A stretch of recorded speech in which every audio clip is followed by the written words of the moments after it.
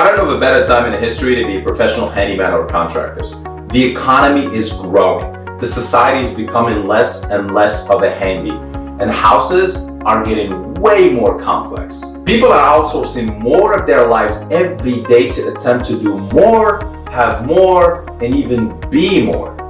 And it used to be uncommon to hire a house cleaner. In fact, this was something for the wealthy family that could afford. But now it's normal for any middle class family to not hire only housekeepers, but to hire mobile dog groomers, carpet cleaners, painters, lawn care services, and pretty much anything, including a handyman. Basically, there has never been such a high demand of their services. But the interesting thing is that as an industry, especially for the handyman category, they're relatively unsophisticated. Now, most industries have some complex sales and marketings behind them, but most handyman businesses, it's just a dude with a truck and some tools. And I hate to say, but for most part, their marketing sucks. Even though there's a high demand for their services, it's still very challenging for homeowners to find a good service provider. That's why big companies like Home Advisors, Thumbtack, TaskRabbit, and actually even Amazon have created a very, very profitable business selling customers to on-demand contractors and other home service providers. You guys have a service that actually people want, but you suck at reaching out to your ideal customers. So these big companies attempt to connect you with customers for a fee.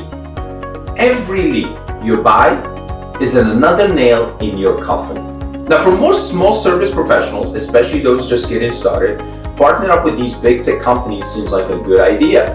I mean, they can just buy leads easily right now and outsource the headache of marketing altogether. It seems like a no-brainer at first, but it's actually a terrible idea in the long run. And that's because these large tech companies are going slowly becoming a go-to resources for homeowners who actually needs a service. And as that going to happen, they're going to gain control over the industry and ultimately your business. And before you know it, they're going to be setting the rules that will determine how much a lead is going to cost. They can charge you for a low quality lead and you'll have no choice but to pay. And anybody who's paid for leads know they're already a huge hassle to deal with it.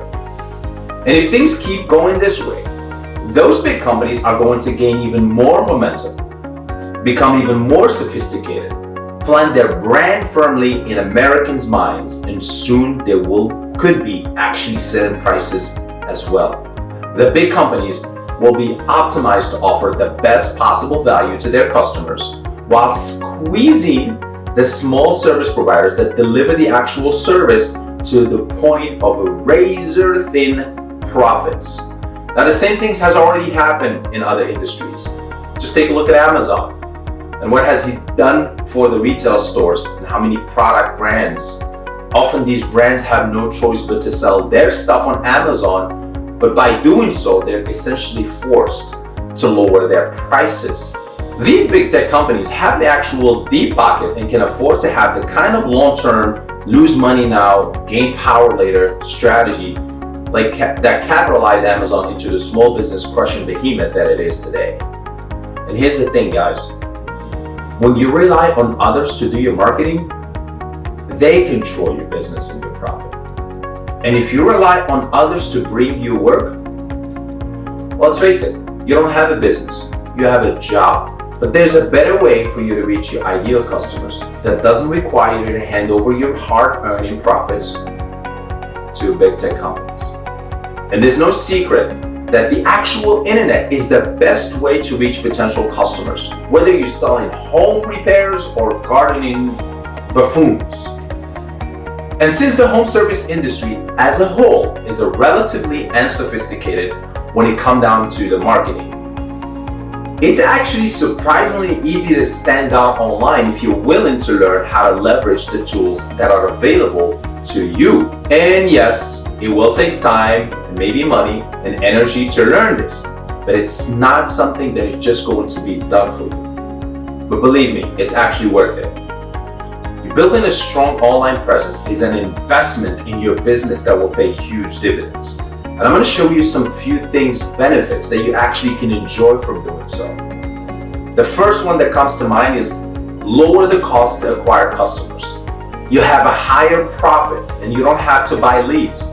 The quality of the customers are going to be great because they are aligned with your business. You'll have more security with market shifts, and then ultimately you have more control over your business and the customer experience. Instead of you business losing control over time, you're actually gaining more control and growing your profits. And good marketing, let's be honest, also benefit your customers. Assuming you have a great service, you'll actually be helping your customers by making it so much easier to find you.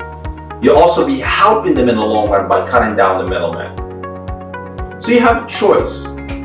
Right now, you can leverage the high demand for your service and the fact that competition is unsophisticated to grow your business. But let me tell you this, things won't always be this way.